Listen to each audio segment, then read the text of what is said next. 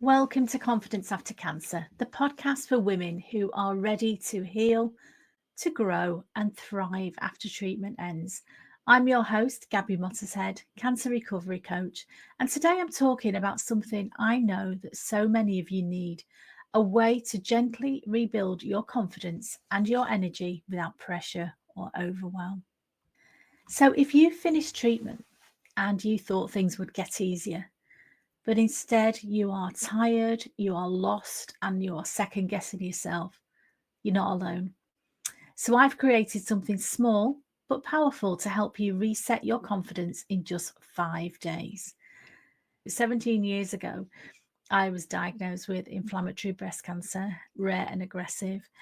And I went through the diagnosis, which you may know is a hell of a shock, very traumatic, then immediately straight into chemotherapy, then a mastectomy, then radiotherapy, and then reconstruction operations. And I just couldn't wait for it all to be over for me to jump back to my old life. But actually, I really struggled.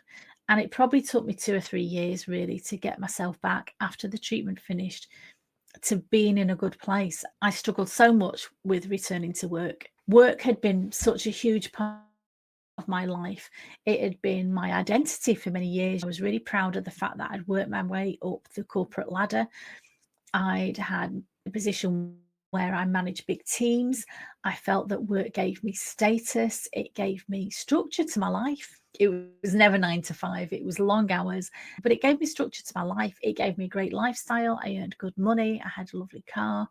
But also for me, as coming from somebody who had a very difficult childhood, and I started my working career with very low self-esteem, working myself up to a position where I studied, so I was qualified and I had a lot of experience and I had a senior management position, really gave me a lot of status. And I think I built my identity around that for many years.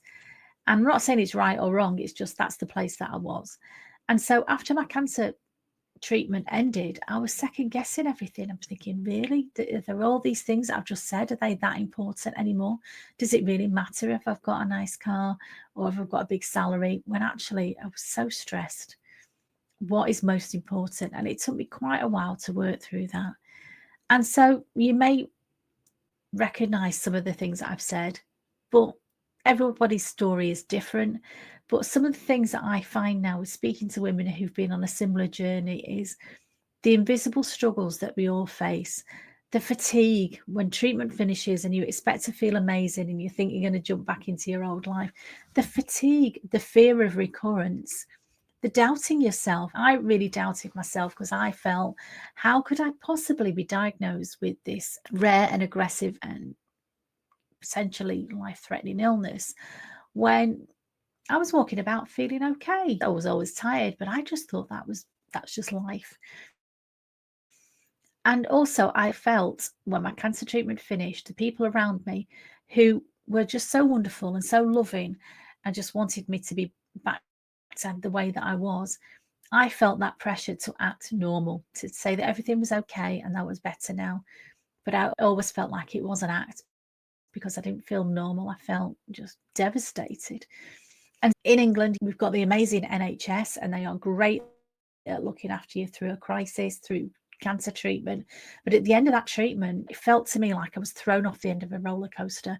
And it was very much like, you're done now, off you go, back to your old life. But I didn't know how to go back to my old life with all the things I've just talked about, those struggles, the fatigue, the fear, the doubt, the lack of confidence that I had. And so I realized there's no roadmap for what happens after cancer, but there should be. And that's why I've created the programs that I've done. That's why I've trained to be a coach. That's why I help other people do that, because it took me so long to work out my own roadmap for what happens after cancer treatment. And that's my privilege now to help other people do that. And I do that in various ways. I do one coaching, I've got online courses, I've also got workbooks of things that you can work through. And that's what I'm going to talk to today, is a short, very easy, very accessible course that anybody can do. But I'm going to talk first of all is, why would you think your confidence drops after cancer? And people quite often taken aback by this and not expecting it, because confidence is quite often tied to your energy, your appearance, especially as a woman. For me, I had surgery, I'd lost my hair, I lost my identity. As I said, I was a senior manager at work, and my purpose, all of those things took a hit during my cancer treatment. And I felt like the world expects you to bounce back quickly. But mentally and emotionally, it's really not that easy. And so many women are asking themselves after cancer treatment, am I ready? Can I still do this? What if I fail? What if I'm never going to be the person that I was before? How am I ever going to go back to having a happy life? Okay, and this is why I've created Confidence Kickstart, a 5-day reset for life after cancer. It's a very gentle, self-based program to help you reconnect with yourself, rebuild trust in your body, and prepare to return to work or your daily life or whatever you want to return to, or even start something new with a lot more clarity and calmness than you may have been feeling for quite some time. So what's inside my program? A quick overview is day 1 is all about calming your nervous system and starting to ground yourself. Grounding yourself, it means coming back to who you really are. Because for so many people, we wear so many hats. You may be a wife, a mother, a sister, a daughter, a friend, a neighbor, an employer, an employee, a manager, whatever. And so many women in midlife are also carers for elderly relatives. And so it is all about getting back to you. Who are you? Calming your nervous system and remembering who you are. That sounds so obvious, but so many of us have lost that over the years. When life happens, life takes us down these different paths. And I'm not saying it's all bad. A lot of those roles are wonderful things to happen and things I'm very grateful for. But actually, along the way, we sometimes forget ourselves. We lose ourselves. So day 1 is all about calming your nervous system and some little exercises that will help you remember who you are. Day 2 is about boosting your energy with some gentle habits. This is not about attending a boot camp. It's about gentle habits that you can incorporate into your lifestyle, whatever suits you. You can pick and choose. There's no right and wrong in this, but I've got lots of suggestions of how you can boost your energy with very gentle, nurturing habits. Okay. Day 3 is about reframing the fearful thoughts, because I know when I finished my cancer treatment and everybody thought I'd be relieved it was over, I wasn't. I was absolutely terrified of recurrence. Every little twinge, every little pain that I had, every headache that I had, it was like, oh my goodness, is this something coming back? So day 3 is about how we manage those fearful thoughts and stop them overshadowing the rest of our lives. You want to be mindful and you want to have a plan in place that stops you worrying about whether the cancer is going to come back. And it's learning to manage that fear and put it in its place so it's not overwhelming your life. Okay. Day 4 is about setting boundaries and finding your voice. And this for me was key. This is part of what took me years after my cancer treatment, because for years I'd been a people pleaser. I was very bad at setting boundaries. From a child who was told that little girls are seen and not heard, and you must always respect your elders because they know best. Whether it was our local priest or whether it was teachers at school, I was told that they were more important than me. And as you grow up, you think you shake those things off, but sometimes they're still inside there. And so they were influencing how I set boundaries and when I felt I couldn't speak up. And so finding your voice is key to finding again who you are and being confident. It's not about being arrogant. It's not about railroading other people. It's not about not caring about other people. It's actually about caring for you first. Okay. And day 5, we're going to do a lovely exercise that's all about visualizing your confident return or start of the life that you want to have now that cancer treatment has ended. Yes, one chapter has ended, but you're going to start a new chapter. And it doesn't have to be better or worse than the chapter before. It may be different. You may be different than the person that walked into that cancer diagnosis.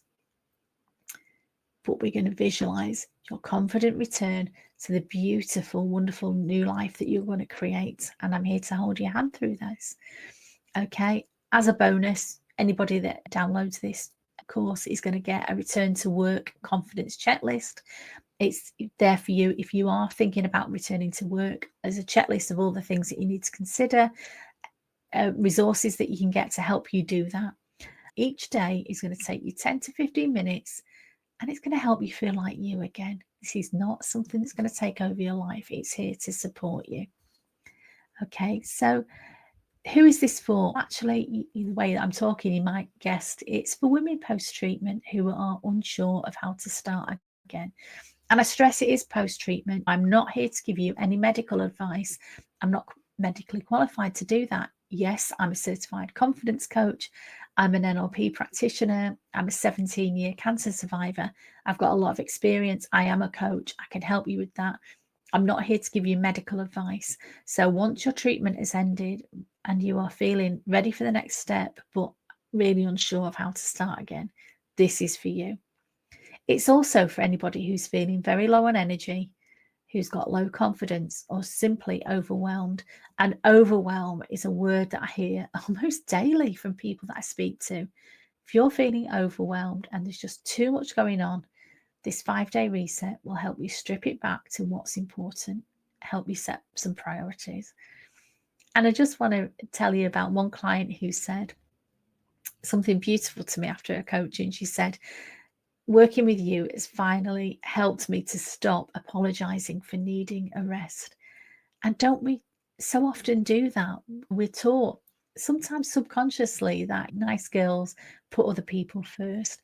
Mothers particularly always feel they have to put their children first. And that's fine when they're babies, of course it is. But when they're grown up, you don't always have to put your children first. You have to put you first sometimes.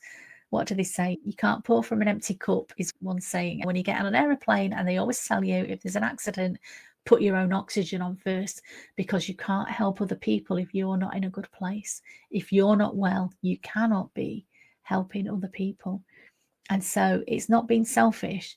Spend some time working on your own health and your own happiness. It's essential. And if you do that, you are so much more likely to be able to help other people. You'll be able to give your best to any relationship that you're in.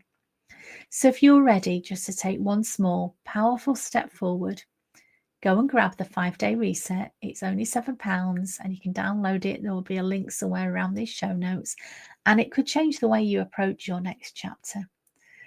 You've already survived so much. This is your chance to start thriving.